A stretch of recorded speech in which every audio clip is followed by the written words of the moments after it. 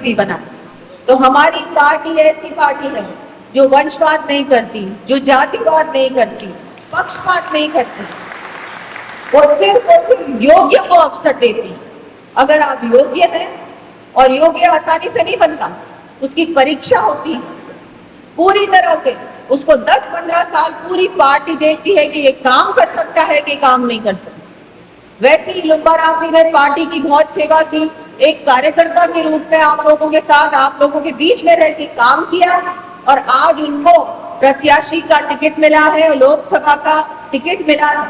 और मुझे पूरा भरोसा कि जैसे मोदी जी 10 साल हमारे माननीय प्रधानमंत्री जी ने देश की सेवा कर रहे हैं, उससे पहले गुजरात में सेवा की, आज वो देश की सेवा कर रहे हैं। एक एक व्यक्ति, चाहे वो महिला हो, चाहे वो हमारे किसान हो, हमारे युवा हो, चाहे हमारे बुजुर्ग हो, चाहे हमारे व्यापारी गण हो, कोई भी, हर व्यक्ति की सेवा करते हैं। हर व्यक्ति को किसी न किसी योजना के माध्यम से आप लोगों को लाभ पहुंचाए। बहुत बड़ी बात है कि ऐसा प्रधानमंत्री हमको मिला है जो सिर्फ और सिर्फ आपकी चिंता करता है। मुझे लगता नहीं है आप में से एक भी ऐसा व्यक्ति होगा जिसको किसी ना किसी योजना का लाभ नहीं मिला हो। हम सब जानते हैं वैक्सीन सबने लगाई है, और ये वैक्सीन किसने बनाई? मोदी सरकार ने बनाई। पूरे विश्व ने देखा कि कैसे भारत ने एक नहीं 3 वैक्सीनें बनाई हैं। पहली बार ऐसा हुआ। क्यों हुआ? क्योंकि मोदी जी ने कहा कि मैं करूंगा, मेरी देश की जनता मेरा परिवार है, और मैं उनके लिए चाहे मुझे कुछ भी करना पड़े, मैं उनको किसी प्रकार का नुकसान नहीं होने दूंगा। मैं वैक्सीन बनाऊंगा और एक एक व्यक्ति को मुफ्त में वैक्सीन लगवाऊंगा। ऐसे ही बहुत सारी हमारी योजनाएं हैं, चाहे उज्ज्वला योजना की बात करें जिसमें महिलाओं के पास गैस सिलेंडर पहुंचे, चाहे पानी की बात करें जिसमें घर घर तक पानी पहुंचाने का काम किया, सड़कों की बात करें, हम घर की बात करें, पीएम आवास योजना में हर व्यक्ति को मकान मिला। और आज ही हमारे मैनिफेस्टो में भारतीय जनता पार्टी के संकल्प पत्र में घोषणा की है कि हम 3 करोड़ और लोगों को लाभान्वित करेंगे मकानों से। तो ये भी एक बहुत बड़ी घोषणा है। और 70 साल से ऊपर जो भी है उनको हमारे आयुष्मान योजना से जुड़ा जाएगा।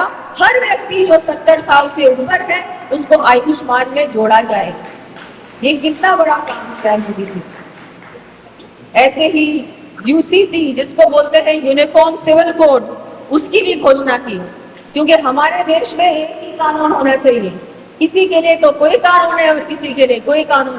तो एक समान कानून होना चाहिए और सबको अधिकार होना चाहिए, क्योंकि ये देश सिर्फ एक व्यक्ति एक जाति का नहीं है, ये देश हर व्यक्ति का है, एक एक नागरिक का घर है ये। उनका भी उतना ही अधिकार है जितना हमारा है, हर गरीब का भी उतना ही अधिकार है। तो आज हम सब आप लोगों के बीच आए हैं। आज महत्वपूर्ण दिन है। आज हमारे बाबा साहेब, हमारे अंबेडकर जी की भी आज जयंती है। हमारे संविधान के निर्माता, उनकी जयंती है, तो मैं उनको भी नमन करती हूँ। और आप सभी से, आप लोग दूर दूर से पधारे हैं, इतनी गर्मी में धूप में आप सब यहाँ पधारे। क्यों पधारे? वो इसलिए आए हैं क्योंकि आप सबको मोदी जी की गारंटी पे विश्वास है। विश्वास है कि नहीं है? मोदी जी गारंटी, जब मोदी जी बात करते हैं कि मैं गारंटी लूंगा, तो उस गारंटी की भी गारंटी लेते हैं कि मेरी गारंटी की भी गारंटी है। मैं जो बोलता हूँ वो मैं करता हूँ, सिर्फ झूठी घोषणा नहीं करता। और सामने जो हमारे पार्टी है वो हम सब जानते हैं। 5 साल के लिए राजस्थान में उन्होंने क्या किया? वोट मांगने तो आ गए, पर मैं उनसे पूछना चाहूंगी कि आपने 5 साल में राजस्थान में क्या किया? ना महिलाओं को सुरक्षा दी, ना किसानों के हक के लिए लड़ाई की, ना उनको जो किसानों को मिलना चाहिए था उनको मुआवजा मिलना चाहिए था, मुआवजा भी नहीं दिया। हमारे हजारों किसानों ने आत्महत्या की इनके राज में। हमारे युवाओं के साथ क्या हुआ? नीट की परीक्षा होगी, पेपर लीक हुए कि नहीं हुए? और हमारी सरकार आई, भजन लाल जी मुख्यमंत्री बने और तुरंत उन्होंने एसआईटी की घोषणा की। और उस एसआईटी में बहुत सारे अपराधियों को गिरफ्तार किया गया है। देखो आप कितनी बड़ी कार्रवाई हुई। और अभी तो गिरफ्तार बहुत कम लोग हुए हैं, अभी आप देखिएगा इसमें और कौन कौन लोग हैं, सब लोग गिरफ्तार होंगे, बड़े बड़े नेता। और हमारी महिलाओं पे 5 साल के लिए कितना अत्याचार हुआ, बहुत अत्याचार हुआ, इतना जो सबसे ज्यादा राजस्थान में, सबसे ज्यादा अगर कोई बात करता था उस समय तो सबसे ज्यादा बलात्कार राजस्थान में। तो आपने तो राजस्थान की ये हालत कर दी। और आज आप झालोर सिरोही में आते हैं और आप कहते हैं कि मुझे वोट दो, मेरे परिवार को वोट दो। अरे वोट क्यों दे? 5 साल आपने राजस्थान के साथ क्या किया? अन्याय किया राजस्थान के साथ। राजस्थान की जनता आपको कभी माफ नहीं करेगी। इनके बड़े बड़े नेता आए हैं आज झालोर में, वो कह रहे हैं कि हमको वोट दो। मैं पूछना चाहूंगी कि आप तो बोलती थी लड़की हूँ, लड़ सकती हूँ, जब हमारी महिला के साथ अत्याचार होता था तब आप कहाँ थी? तब आप नहीं थी क्या लड़की? क्या हमारी राजस्थान की बहन बेटियां इंसान नहीं है क्या? उनकी हक के लिए आप कभी भी लड़ने आई क्या? कभी नहीं आई। झालोर में भी बहुत बार अत्याचार की घटना हुई, कभी आई आप लोगों के बीच में? कभी नहीं आई। 5 साल में एक बार भी नहीं आई। और आज आ गई वोट दे दो। अरे नहीं नहीं, वोट नहीं देंगे बिल्कुल भी आपको। यहाँ की जनता तो सिर्फ और सिर्फ लुम्बाराम जी को वोट देगी, सिर्फ और सिर्फ नरेंद्र मोदी जी को वोट देगी, और कोई उस वोट के लायक भी नहीं है। वोट ऐसे नहीं मिलते। वोट पे हमको ऐसा काम करना चाहिए जिसके लिए हमको जनता वोट दे, जनता हम पे विश्वास करे। अब आप बताएं, आप मोदी जी पे विश्वास करते हैं कि नहीं करते हैं? करते हैं ना? तो आप सभी से निवेदन करती हूँ कि हम सब जानते हैं, और मोदी जी ने इस बार जो कहा है ना, ये 5 साल जो होंगे ऐसे ऐतिहासिक 5 साल होंगे कि आप अपने आप देखेंगे कि मोदी जी ने पूरे विश्व में भारत की ऐसी पहचान बनाई, भारत को इतना मान सम्मान बढ़ाया।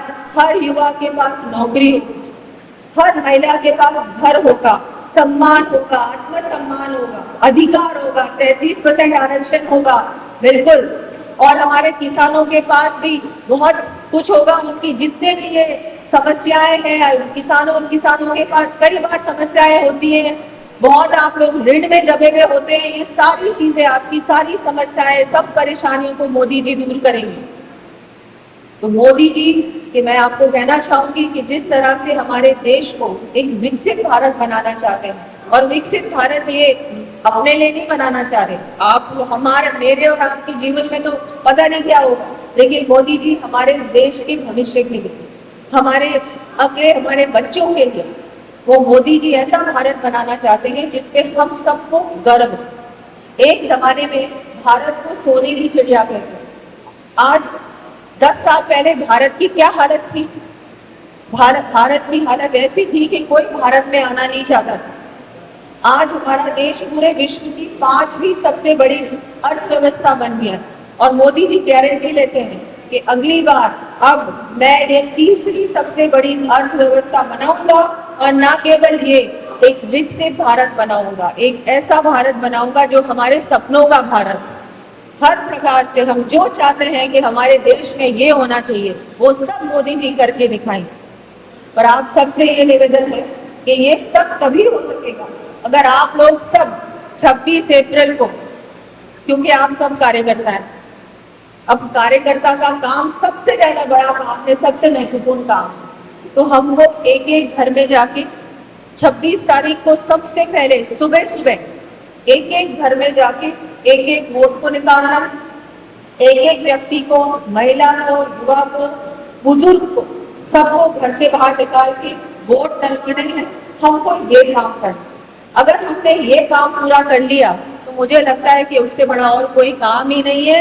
आप ये जो काम कर रहे हैं ना, अपने राष्ट्र के लिए कर रहे हैं।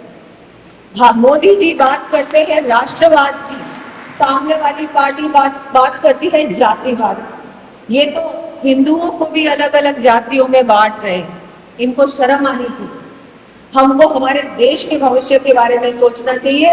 ये थोड़ी सोचना चाहिए कि मैं कौन सी जाति का हूँ, तुम कौन सी जाति के हो।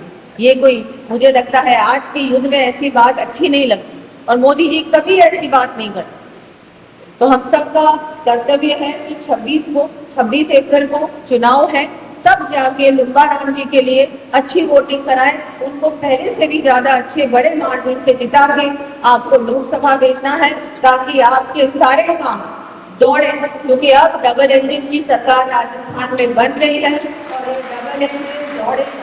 आपका भी एक बहुत महत्वपूर्ण काम है जो बागरा रेलवे स्टेशन पर रेल स्टॉपेज की मांग है, उसके लिए मैं आज घोषणा तो नहीं कर सकती, पर मैं इतना जरूर बोलूंगी कि जैसे ही हमारी सरकार बनेगी और हमारे सांसद जी बनेंगे लुम्बा राम जी, हम सब मिलकर प्रयास करेंगे कि ये काम आपका जल्द से जल्द हो, और भी आपके जो भी काम होंगे हम सब मिल के करेंगे, उसमें कोई दो राय नहीं है, उसमें कोई समस्या नहीं है।